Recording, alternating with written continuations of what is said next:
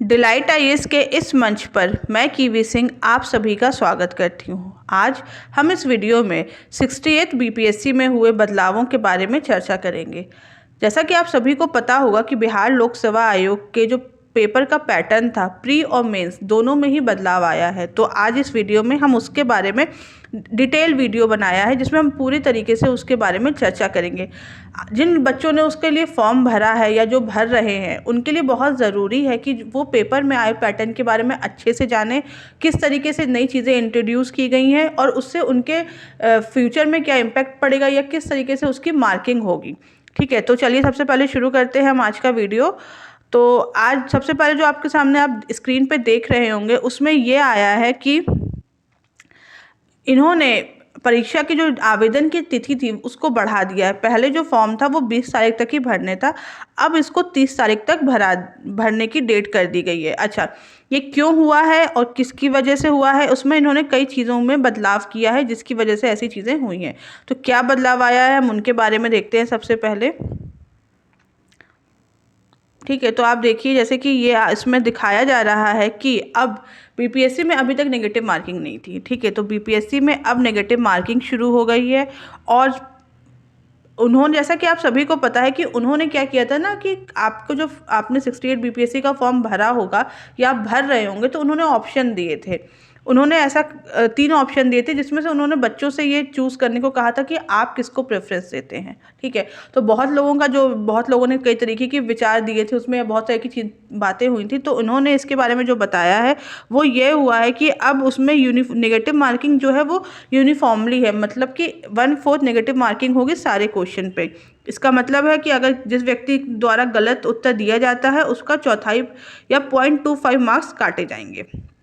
ठीक है, अगर एक से अधिक उत्तर दिया जाता है तो भी 0.25 मार्क्स काटे जाएंगे। अगर कोई उत्तर अंकित नहीं किया जाता है तो किसी भी प्रकार का कोई भी मार्क्स नहीं काटा जाएगा। जिस तरीके से नेगेटिव मार्किंग चलती थी, मतलब जैसे नॉर्मली हम देखते हैं एग्जाम्स में, वैसी ही है।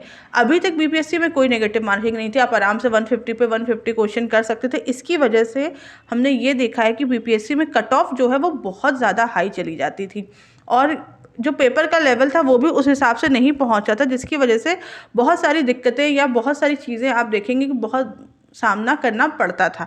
ठीक है, और जो दूसरा इनके में बदलाव आया है वो ये आया है कि इन्होंने निबंध को इंट्रोड्यूस कर दिया है। ठीक है, अभी तक बीपीएससी में केवल एक हिंदी का पेपर होता था, एक जीएस का पेपर, GS2, GS1 और GS2 और एक ऑप्शनल का पेपर होता था। ठीक है, अब इन्होंने इसमें निबंध को भी इंट्रोड्यूस कर दिया है, जो कि 300 मार्क्स के है। ठीक है, और इनकी समय अवधि 3 घंटे है। अच्छा, और दूसरा बदलाव क्या आया है, वैकल्पिक विषय अब 100 मार्क्स का होगा 3 घंटे में, और वो MCQ आधारित है।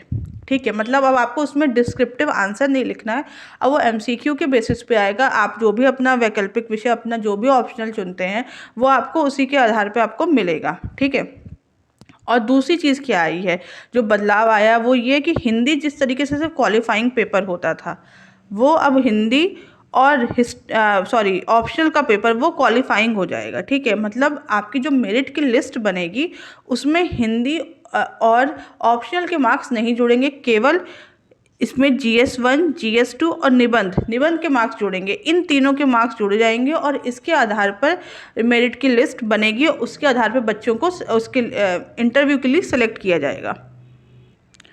देखिए, MCQ ऑप्शनल होने का बहुत फ़ायदा है, क्योंकि जिस तरीके से वहाँ पे स्केलिंग की या नॉर्मलाइजेशन की जो समस्या हो रही थी, जिस वजह से ह्यूमैनिटीज़ के जो बच्चे थे, जिनके सब्जेक्ट हिस्ट्री, ज्योग्राफी या इस तरीके के जो सब्जेक्ट थे, उनको मार्क्स बहुत कम मिलते थे, और जो मैथ्स या इस तरीके के सब्जेक्ट वाले बच्चे थे उनको बहुत अच्छे मार्क्स मिलते थे, जिस वजह से वहाँ पर बहुत दिक्कत हो जाती थी और बच्चों में बहुत असंतोष हो गया था इस बात को लेकर।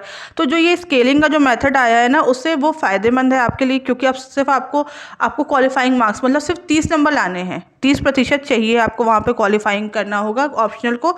तो एक तरीके से ऑप्शनल का वेटेज बहुत घटा दिया गया है और निबंध का वेटेज बढ़ा दिया है। निबंध की तैयारी तो आप देख ही सकते हैं कि जिस तरीके से आप अपना जब GS पढ़ेंगे तो आप बहुत सारे टॉपिक्स आप उसमें कवर करते हैं, जो आपको निबंध के बारे में बताएगा, या निबंध की लिख सकते हैं आप। लेकिन निबंध का क्या पैटर्न होगा, कितने निबंध आएंगे, 1-2 आएंगे या 3 निबंध आएंगे, कितने मार्क्स के होंगे, इसके बारे में अभी तक इन्होंने कुछ भी नहीं बताया है। ठीक है। और दूसरी चीज़ ये, जैसे कि जो बीपीएससी के प्री में बहुत बड़ा टॉपिक होता है ई ऑप्शन, ठीक है। ई ऑप्शन अभी तक हटाने का या ऐसा कोई उन्होंने सूचना नहीं दी है कि हटेगा या नहीं हटेगा। मतलब कुछ जगह से पता चला है, जब न्यूज़ में आप देखेंगे कि अभी तक तो ई ऑप्शन हटने का कोई चांस नहीं है, मतलब 68 में ई ऑप्शन रहेगा। उसके बाद आगे के पेपर में हो सकता है कि ई ऑप्शन को भी हटा दिया जाए, ठीक है।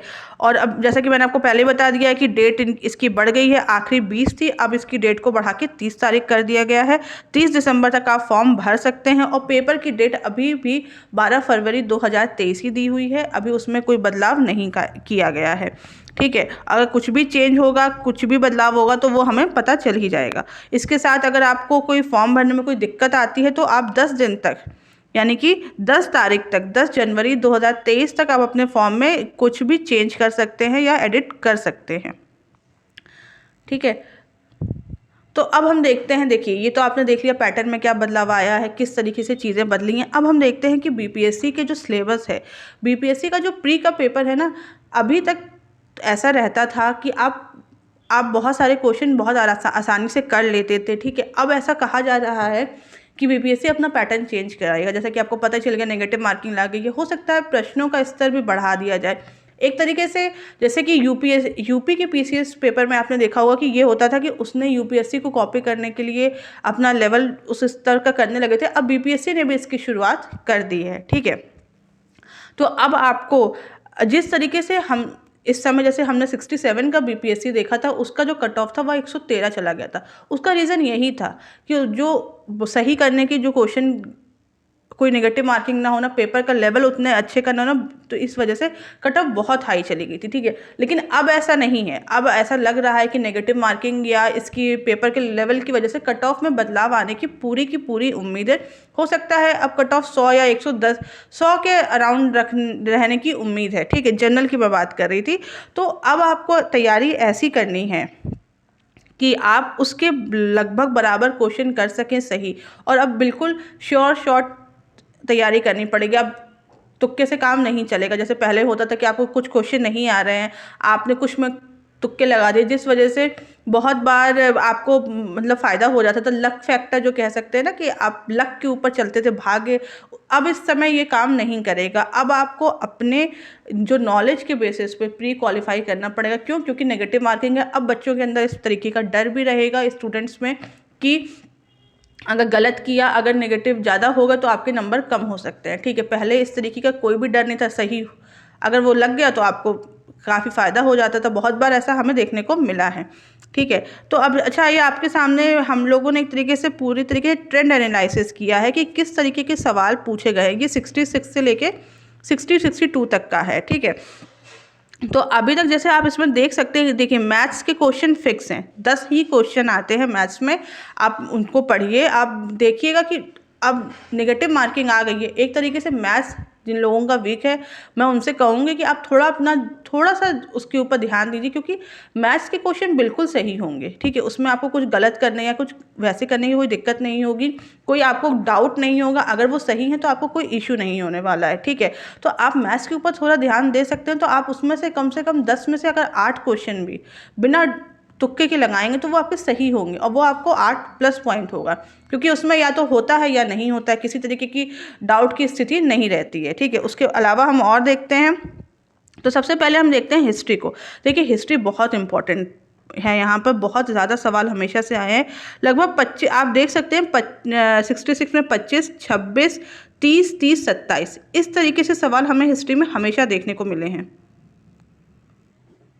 और जब हम 67 का पेपर देखेंगे, उसमें हिस्ट्री से 35 क्वेश्चन आए थे। फिर आता है ज्योग्राफी से हमेशा से क्वेश्चन की संख्या कम ही रही है, जैसे 66 में 10, फिर 13, 10, 14, 16 ऐसे। लेकिन इस बार जब हमने देखा है पेपर, इस बार का जो पेपर हुआ था 67 वाला, उसमें ज्योग्राफी की क्वेश्चन की संख्या बढ़ गई है। इसमें लगभग 20 सवाल आए हैं ज्योग्राफी से, ठीक है।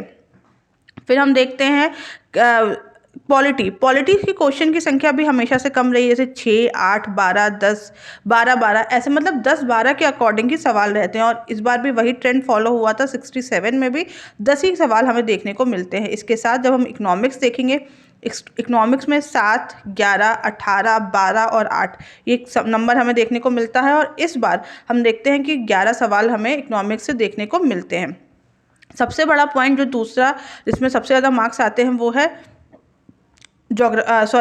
साइंस में जनरल साइंस, फिजिक्स, केमिस्ट्री और बायो। इसमें 30 सवाल, 66 में, 65 में 30, 64 और 63 में 20 और 62 में हमें 25 सवाल देखने को मिलते हैं। और इस बार जब हम सवाल देखते हैं तो इस बार भी 67 में 30 सवाल पूछे गए हैं। और फिर बिहार जो स्पेशल आता है, जो बिहार से स्पेशल आता है, इसमें हम जब सवाल देखेंगे तो 25 सवाल हमें 66 में, 26 65 में और ऐसे ही हमें 21, 24 और 26 आगे देखने को मिलती है। और इस बार हम देखेंगे बिहार में काफ़ी ज़्यादा सवाल हमें देखने को मिलते हैं इस बार भी, ठीक है। और सबसे इम्पॉर्टेंट जो पॉइंट जो अगला है वो है करंट से 66 में हमें 37 सवाल देखने को मिलते हैं, ठीक है। 27 के अराउंड हमें 65 में देखने को मिलते हैं, 64 हमें में 29 देखने को मिलते हैं, 63 में 28 और उसके बाद 60 या 62 में 26 सवाल देखने को मिलते हैं। और इस बार भी हम देखेंगे कि करंट में जो सवाल हैं वो 34 सवाल हमें यहाँ पर देखने को मिले हैं, ठीक है।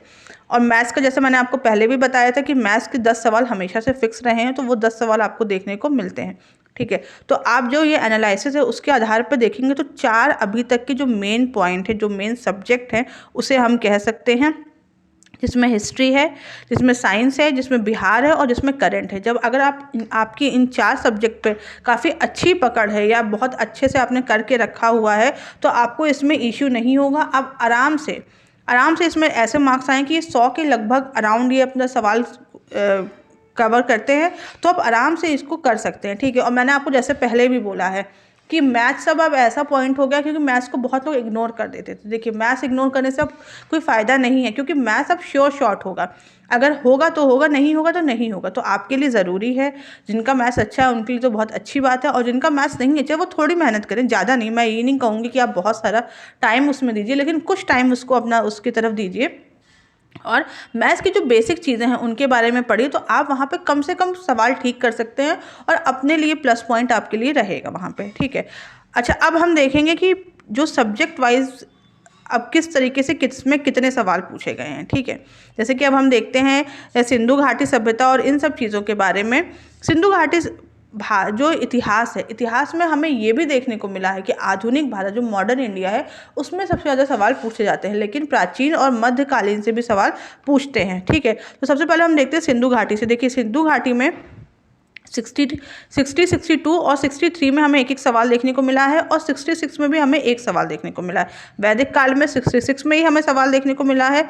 महाजनपद काल अभी तक कोई इंपॉर्टेंट नहीं है, कभी कोई सवाल देखने को नहीं मिला है। बौद्ध धर्म और जैन धर्म यह बहुत इंपॉर्टेंट रहा है, इससे हमें हमेशा सवाल देखने को मिलता है। इवन 67 में भी हमें इससे जुड़ा हुआ सवाल देखने को मिलता है। फिर हम देखते हैं मौर्य काल में भी हमें उससे जुड़े हुए सवाल देखने को मिलते हैं। मौर्य काल में भी आप देखेंगे कि उससे जुड़े हुए सवाल हमें देखने को, जैसे कि 62 में 2, फिर 63 में 4, उसके बाद 1 और 2, ऐसे हमें सवाल देखने को मिलता है। गुप्त काल भी एक तरीके से रहा ही है, जिसमें भी हमें सवाल देखने को मिलते हैं। गुप्तोत्तर काल पहले देखने को मिलता था, 62 में दिखा, इवन 64 में भी दिखा है, बट अभी उससे हमें जुड़े हुए कोई सवाल देखने को नहीं मिलता है। इसके बाद हम मध्यकालीन भारत में देखते हैं। देखिए, मध्यकालीन भारत में गुलाम वंश में आपको सवाल देखने को मिलते हैं 62 में, इसके बाद 63 में और 66 में हमें एक सवाल देखने को गुलाम वंश में मिलता है। फिर हम देखते हैं खिलजी वंश। देखिए, खिलजी वंश में अलाउद्दीन खिलजी से ज़्यादा सवाल देखने को हमें बहुत बार मिल जाते हैं वहाँ पे, ठीक है। तुगलक वंश में मोहम्मद बिन तुगलक काफ़ी इंपॉर्टेंट है। सैयद वंश और लोधी वंश उतना इंपॉर्टेंट नहीं है। देखिए, मुगल काल हमेशा से इंपॉर्टेंट रहा है। मुगल काल में अकबर, शाहजहाँ, जहांगीर, इससे जुड़े हुए सवाल हमें हमेशा देखने को मिलते हैं, और इनके कल्चर, मतलब किस तरीके की उनका स्थापत्य और किस तरीके की संस्कृति थी, उसके बारे में भी हमें सवाल देखने को मिलते हैं। मराठा इंपॉर्टेंट नहीं रहा है, मराठा से हमें कहीं सवाल देखने को नहीं मिलते हैं। दक्षिण भारत का जो इतिहास रहा है उसमें हमें विजयनगर और बहमनी साम्राज्य से काफ़ी सवाल देखने को मिल जाते हैं। कभी कभी सवालों की संख्या बढ़ भी जाती है, जैसे कि दक्षिण भारत के इतिहास में जब हम देखेंगे तो 62 में 2 सवाल है, 63 में 1 है और 66 में 1 है। फिर हम देखते हैं भक्ति और सूफी आंदोलन। इससे जुड़े हुए भी सवाल हमें देखने को कभी कभार ही मिले हैं, ज़्यादा नहीं मिलते हैं। आप इसके बारे में भी देख सकते हैं। देखिए सबसे इम्पॉर्टेंट रहा है रचनाएं, लेखक और उनकी रचनाएं। इससे जुड़े हुए सवाल हमें हमेशा ही देखने को मिले हैं। ठीक है, आप हमेशा देखेंगे कि इससे जुड़े हुए सवाल आपको देखने को मिल जाते हैं। तो बुक्स और ऑथर हमारे लिए हमेशा से इम्पॉर्टेंट रहा है। अब हम आते हैं आधुनिक भारत में। देखिए मैंने अभी आपको बताया था ना कि इतिहास के तीनों में से सबसे ज़्यादा सवाल हमें आधुनिक भारत में मिलते हैं। तो ठीक है, तो भारत में यूरोपीय कंपनियों के आगमन से लेकर आखिरी तक भारत से जुड़े हुए सभी सवाल हमें यहाँ पे देखने को मिलते हैं। यूरोपीय कंपनी का जो आगमन था उसके बारे में भी हमें 63 और 64, इसके साथ साथ 66 में भी सवाल देखने को मिला है। किस प्रकार से ब्रिटिश कंपनियों की राजनीतिक, आर्थिक और प्रशासनिक नीतियाँ थीं, उससे सब जुड़े हुए सवाल हमेशा से इम्पॉर्टेंट रहे हैं। आप उनकी नीतियों के बारे में देखेंगे तो हमें हमेशा सवाल मिल जाते हैं। आप देख सकते हैं जैसे 62, 63, 64, 65 और 66 तीनों में सवाल देखने को मिला है। कृषक और जनजातीय आंदोलन ये काफ़ी इम्पॉर्टेंट रहा है, उससे भी जुड़े हुए सवाल हमें देखने को मिलते हैं।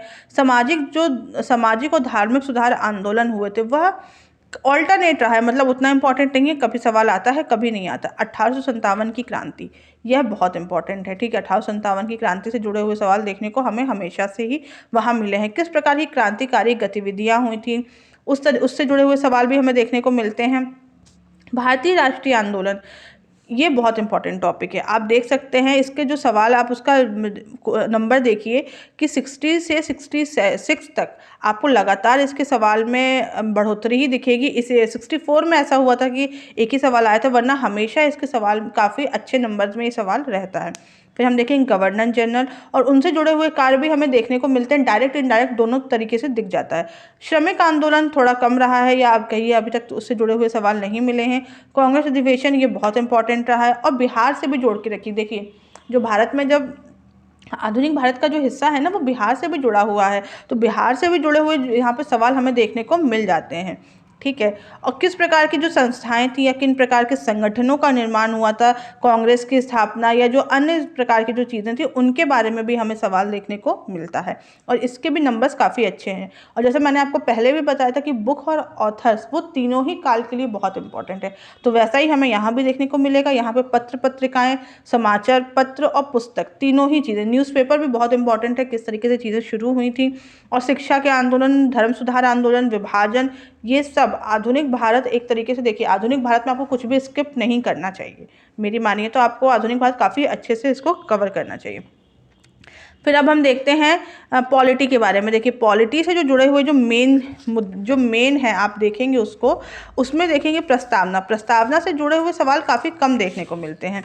फिर आता है भारतीय संविधान की प्रमुख स्रोत और विशेषताएं, इनसे जुड़े हुए भी सवाल हमें कम देखने को मिलते हैं। अच्छा, क्या क्या ज़्यादा, कहाँ से ज़्यादा सवाल आते हैं, तो सबसे ज़्यादा सवाल हमें देखने को मिलेंगे पंचायती राज से। ठीक है, पंचायती राज से काफ़ी अच्छे खासे सवाल आते हैं। संसद और कार्यपालिका, ठीक है, किस तरीके से संसद कार्य करती है, कार्यपालिका के क्या कार्य हैं, उससे जुड़े हुए सवाल भी हमें देखने को मिलते हैं। पंचायती और नगर निगम जैसे मैंने आपको बताया है उससे जुड़े हुए सवाल भी देखने को मिलते हैं। नागरिकता से भी जुड़े हुए सवाल हमें देखने को वहाँ पे मिल जाते हैं। राज्य सरकार, मतलब जो कार्यपालिका के बारे में, केंद्र सरकार और राज्य सरकार दोनों से जुड़े हुए सवाल, केंद्र और राज्य के संबंध, इससे जुड़े हुए भी सवाल हमें देखने को मिलते हैं। न्याय व्यवस्था के बारे में भी हमें बहुत सारे सवाल देखने को मिलेंगे। न्यायपालिका से जुड़े हुए सवाल हम देखेंगे, हमें हर साल पेपर में मिल ही जाता है। और संवैधानिक इतिहास क्या रहा है, ठीक है, संविधान ने किस तरीके से चीज़ें बनी थी या किस प्रकार से भारत का संविधान किन राज्यों से लिया गया है या किन जगहों से लिया गया है, उसके बारे में भी हमें सवाल देखने को मिलता है। फिर हम देखते हैं ज्योग्राफी में। ठीक है, ज्योग्राफी में जो सबसे इम्पॉर्टेंट है जिसको हम कहेंगे, उसमें हमें देखने को मिलता है जलवायु, मिट्टी से सवाल देखने को मिलते हैं, और पर्वत, पठार, मैदान, दर्रा, ये भारत और विश्व दोनों ही स्तर पे हम देखने को मिलेंगे कि हमें इससे सवाल मिलेंगे। नदियों से सवाल मिलते, नदियाँ कहाँ निकलती हैं, उनके किनारे कौन से नगर बसे हुए हैं या किस प्रकार के बांध बनाए गए हैं, इनसे सवाल देखने को मिलता है। कृषि से जुड़े हुए सवाल, किस क्षेत्र में कौन सी कृषि होती है, इसके साथ साथ नंबरिंग, मतलब कौन से रैंक पे कौन है, उससे जुड़े हुए भी सवाल देखने को मिलते हैं। खनिज, वन, इन चीज़ों से भी जुड़े हुए सवाल देखने को मिलते हैं। जनगणना बहुत इंपॉर्टेंट टॉपिक है। ठीक है, जनगणना बिहार और भारत के साथ साथ हम देखेंगे दोनों की ही बहुत इंपॉर्टेंट है और दोनों से जुड़े हुए सवाल हमें देखने को मिलते हैं। द्वीप, महाद्वीप, महासागर, मरुस्थल, इन सब चीज़ों के बारे में भी सवाल देखने को मिलते हैं। देश और देश की राजधानी से जुड़े हुए सवाल भी हमें ऑल्टरनेट डेजेज में देखने को मिल जाते हैं। उसके बाद हम देखते हैं कि बंदरगाह, परिवहन, सौरमंडल और जनजाति। सौरमंडल और जनजाति एक ऐसा है जिसके बारे में हमें सवाल देखने को नहीं मिला, बाकी चीज़ों के बारे में हमें सवाल देखने को मिलता है। ठीक है, क्लाइमेट के बारे में भी सवाल मिलता है, जलवायु के बारे में भी सवाल मिलते हैं। और अब फिर आता है सबसे इम्पॉर्टेंट जो कह सकते हैं वो है साइंस। ठीक है, साइंस हमेशा से बहुत ही इंपॉर्टेंट रहा है, तो साइंस से जुड़े हुए जो सवाल आएंगे वो आएंगे। देखिए फिजिक्स में जो सबसे पहले आएगा वो है मात्रक और विमा, जो मतलब जो आपकी जो उसका जो चैप्टर है उससे जुड़े हुए सवाल हमें हमेशा देखने को मिलता है। फिर आता है ध्वनि। ध्वनि से जुड़े हुए सवाल भी लगभग स्थिति में हमें देखने को मिल जाते हैं। हीट, लाइट और इलेक्ट्रिसिटी, ये काफ़ी इंपॉर्टेंट है, इससे जुड़े हुए सवाल हमें हमेशा देखने को मिलते हैं।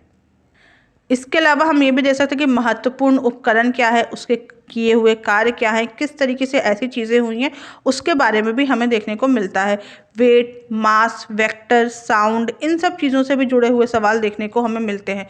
और जो पुराने नोबेल प्राइजेज़ हैं और जो करंट में चला, जो उस साल का मिला हुआ नोबेल प्राइज़ है, वो तो आप मान के चलिए कि बहुत ही इंपॉर्टेंट सवाल है, वो आपको ज़रूर देखने को मिल सकता है। ठीक है, फिर आता है केमिस्ट्री, रसायन विज्ञान। परमाणु संरचना से जुड़े हुए सवाल हमें हर बार देखने को मिले हैं। पदार्थ की अवस्थाओं के बारे में किस तरीके से, मेटल्स के बारे में किस तरीके से दिया है उसके बारे में, कार्बन और कार्बन के अपरूप मतलब कार्बन के जो भी कंपाउंड्स हैं उनके बारे में चीज़ें, मेटल और अलॉय और जिस तरीके से मिश्र धातु, अधातु, इन सब चीज़ों के बारे में जुड़े हुए सवाल मिलेंगे। एसिड, बेस और सॉल्ट के बारे में जुड़े हुए सवाल हमेशा मिलेंगे। और महत्वपूर्ण रासायनिक यौगिक किस तरीके से है, वो किस लिए इम्पॉर्टेंट है। और प्रदूषण मतलब केमिकल जो प्रदूषण है या जो केमिकल वेस्ट होता है उससे जुड़े हुए सवाल भी देखने को मिलते हैं। अच्छा, और क्या इम्पॉर्टेंट है, सोप और डिटर्जेंट काफ़ी इंपॉर्टेंट है। प्लास्टिक से जुड़े हुए सवाल भी देखने को मिलते हैं। ईंधन भी हमें कई बार देखने को मिलता है। पॉल्यूशन और गैसेज में हमें कई प्रकार की गैसेज भी मिलती है, जैसे carbon dioxide, carbon monoxide, nitrous oxide और इन मीथेन और इन तरीके की गैसों के बारे में भी हमें कई बार हमसे सवाल पूछे जाते हैं। ठीक है, अब आता है जीव विज्ञान। जैसे कि आप साइंस में देखेंगे, साइंस में सबसे इम्पॉर्टेंट है जीव विज्ञान। ठीक है, जीव विज्ञान में जब हम देखेंगे तो हमें सबसे ज़्यादा जो सवाल देखने को मिलते हैं वो पोषण, विटामिन से, विटामिन्स, खनिज, कार्बोहाइड्रेट, वसा, प्रोटीन आदि, इन सबसे जुड़े हुए सवाल हमें सबसे ज़्यादा देखने को मिलते हैं और नंबर से बहुत ज़्यादा रहते हैं इनके। फिर हम देखते हैं कि जंतु एवं पादपों का वर्गीकरण किस तरीके से हुआ है, इसके सवाल देखने को मिलते हैं हमें। कोशिकाओं के बारे में सवाल देखने को मिलता है। रक्त परिसंचरण तंत्र और पाचन तंत्र के बारे में भी हमें कई बार सवाल देखने को मिलते हैं। ठीक है, रोग, डिजीजेज बहुत इंपॉर्टेंट टॉपिक है। और एड्स एक बहुत इंपॉर्टेंट टॉपिक है जो बहुत बार हमसे सवाल में पूछा जाता है। उनके क्या कारण है, क्या किस प्रकार की टीकों का इंतजाम किया गया है, उसके बारे में भी पढ़ते हैं। और हार्मोन्स और एंजाइम, यह भी किस तरीके के हार्मोन्स, ह्यूमन और प्लांट बेस्ड, दोनों ही आपके लिए बहुत इंपॉर्टेंट है और ये सिलेबस में हमें देखने को मिलता है। प्लांट रूट्स और प्रोडक्ट के बारे में भी बहुत सवाल देखने को मिलते हैं। Photosynthesis, green house gas, genetics और डीएनए, इसके साथ साथ सेल जैसे मैंने आपको बताया ना, कोशिका में हम ये देखेंगे और प्लांट टिश्यू, इन सब चीज़ों के बारे में भी बहुत सारे सवाल देखने को मिलते हैं। पाचन तंत्र और श्वसन तंत्र, जैसा मैं आपको बता चुकी हूँ, इससे जुड़े हुए भी सवाल हमें देखने को मिलते हैं। हार्मोन में इंसुलिन काफ़ी इंपॉर्टेंट है। ठीक है, इससे जुड़े हुए सवाल आपको हर बार देखने को कुछ ना कुछ मिल जाते हैं। फिर हम आते हैं करंट में। देखिए, करंट जैसे मैंने आपको बताया कि करंट से सवाल हमेशा बहुत ज़्यादा आते हैं। करंट में कहाँ कहाँ से आते हैं आप ये देखिए सामने कि करंट बहुत वास्ट है, लेकिन ज़रूरी नहीं है ना कि हर पेपर की डिमांड सेम हो। ठीक है, बीपीएससी यूपीएससी के लेवल से बहुत अलग है या बीपीएससी यूपीएससी के स्तर से बहुत अलग है। पेपर का पैटर्न भी बहुत अलग है। जिस तरीके से हम देखेंगे यूपीएससी में जो करंट का जो स्टेट होता है वो बहुत फैक्चुअल नहीं होता है, बहुत कॉन्सेप्ट के बेस पे होता है। लेकिन बीपीएससी में बहुत फैक्चुअल क्वेश्चन पूछे जाते हैं, लेकिन काफ़ी लंबा टाइम का करंट अफेयर पूछा जाता है, 1-1.5 साल का करंट अफेयर पूछा जाता है। तो ठीक है, सबसे पहले अंतर्राष्ट्रीय घटनाएं किस तरीके से हुई, किस प्रकार की नियुक्तियां हुई हैं नई, उनके बारे में हमें देखने को मिलता है। और किस प्राइजेस, जैसे मैंने आपको बताया ना नोबेल प्राइजेस, उसी तरीके से बाकी जैसे प्राइजेस मिले हैं, बुकर प्राइजेस या जितने भी प्राइज मिले हैं इंटरनेशनल और नेशनल, दोनों ही स्तर पे ये पूछे जाते हैं। और बिहार के जिस लेवल पे भी ये सवाल हमें देखने को मिलता है। रिपोर्ट आई है, रिपोर्ट में भारत की क्या रैंकिंग है, बिहार की क्या रैंकिंग है, ये दो हमेशा इंपॉर्टेंट रहा है। किस प्रकार की योजनाएं चलाई जा रही हैं, किस प्रकार के कार्यक्रम चलाए जा रहे हैं बिहार सरकार और देश सरकार के द्वारा, सैन्य अभ्यास किस प्रकार के चलाए जा रहे हैं, भारत ने इस समय किन जगहों से सैन्य अभ्यास किया है, ये भी बहुत इंपॉर्टेंट है। और खेल, देखिए स्पोर्ट्स तो मतलब कह सकते हैं बीपीएससी का फेवरेट है, ठीक है, उससे जुड़े हुए सवाल हमें देखने को मिल ही जाते हैं। पोर्टल से जुड़े हुए सवाल भी हमें एक बार 66 में देखने को मिला है, ठीक है। दिवस कौन से हैं, कौन मिला है, किस प्रकार के पुस्तक और लेखक जिनको अवार्ड मिला है, या किस तरीके की उसमें जो नई किताबें आई हैं उनके बारे में भी हमें देखने को मिलता है। और राष्ट्रीय और अंतर्राष्ट्रीय किस प्रकार की बैठक हुई है, ये बहुत इंपॉर्टेंट है, ठीक है, चाहे वो इंडिया में हुई हो चाहे बाहर हुई हो। जीआई टैग से भी जुड़े हुए सवाल हमें कभी कभार देखने को मिलते हैं, और मिसलेनियस आपको जिनके बारे में भी आप देख सकते हैं, ठीक है। अच्छा, ये आपके सामने कट ऑफ की लिस्ट है। कट ऑफ की लिस्ट से पहले मैं आपको ये बताना चाहूँगी कि आप हमारे चैनल पर देखिएगा कि करंट अफेयर का 36 मंथ्स का कोर्स चलाया जा रहा है। आप उसमें आराम से अपना करंट कवर कर सकते हैं, आपको कोई इशू नहीं होगा, ठीक है। बीपीएससी के लिए वो अच्छे से काफ़ी बेनिफिशियल रहेगा, आप उसको कवर कर सकते हैं। और इसके अलावा जो हमारा एनसीईआरटी का जो समरी कोर्स है, ठीक है, उस समरी कोर्स में आपको जिस सब्जेक्ट से जुड़े हुए सवाल आप देख सकते हैं, जिससे आपको बहुत, एक होता है ना, आपकी जो तैयारी है उसका बेस बहुत अच्छे से तैयार हो जाएगा। क्योंकि एनसीईआरटी चाहे यूपीएससी हो चाहे स्टेट हो, आपको पढ़ना तो है ही, और उसके लिए बहुत ज़रूरी है, ठीक है। आप हमारे सामने ये आप देख सकते हैं जो पीटी का जो क्वालिफाइंग मार्क्स है, जो ये कट ऑफ मार्क्स हैं वो गए हैं, देखिए 66 था 108 गए हैं, और 67 में 113 गए हैं। तो इस बार ऐसा चांसेस है कि जो इस प्रकार की नेगेटिव मार्किंग आई है, या जिस तरीके से जो पैटर्न में बदलाव आया है, उससे लगता है कि सवालों का जो स्तर है वो भी बढ़ेगा, और जो कट ऑफ है वो भी नीचे जाने की पूरी उम्मीद है। हो सकता है 100-102 के लगभग कट ऑफ जाए, ठीक है। अब हम जानते हैं मेंस के सिलेबस के बारे में। अभी तक ये जितनी चीज़ें थी वो प्री के सिलेबस के बारे में थी, अब जानते हैं मेंस के सिलेबस के बारे में, ठीक है। मेंस में जैसे मैंने आपको बताया, निबंध एक नया जो ऐड हुआ है वो, ठीक है। इसके बाद GS1, GS2 और आपका ऑप्शनल, और हिंदी और ऑप्शनल आपका क्वालिफाइंग हो गया है, और बाकी तीनों के मार्क्स जुड़ेंगे 300, मतलब 900 नंबर का पूरा पेपर होगा जिसमें आपके मार्क्स जुड़ेंगे, ठीक है। अच्छा, GS1 का जो सिलेबस है वो क्या है, उसमें है भारत का आधुनिक इतिहास और भारतीय संस्कृति, मतलब मॉडर्न इंडिया पर ज़्यादा फोकस है, ठीक है, जिससे जुड़े हुए सवाल हमें देखने को मिलते हैं। इसके अलावा दूसरा है राष्ट्रीय और अंतर्राष्ट्रीय महत्व का घटना चक्र, मतलब जिस समय की जो चीज़ें, जो नेशनल और इंटरनेशनल रिलेशन है उनके बारे में हम देखने को मिलेंगे। अच्छा, और तीसरा जो पॉइंट है जो बहुत ही अलग है वो है सांख्यिकी, विश्लेषण, आरेखन और चित्रण, मतलब स्टैटिक्स से जुड़ा हुआ सवाल देखने को मिलता है, ठीक है। उसमें क्या होता है, आधुनिक भारत और बिहार, देखिए आप बिहार के स्टेट का पेपर देने जा रहे हैं तो बिहार को तो ऐड करके ही रखिए। बिहार से के इतिहास और भारतीय संस्कृति के लगभग सारी चीज़ों को लेके 19वीं शताब्दी के मध्य से लेके अभी तक के बारे में, जैसे कि गांधी, नेहरू और सारी चीज़ें इसमें सम्मिलित हमें देखने को मिलती हैं, ठीक है।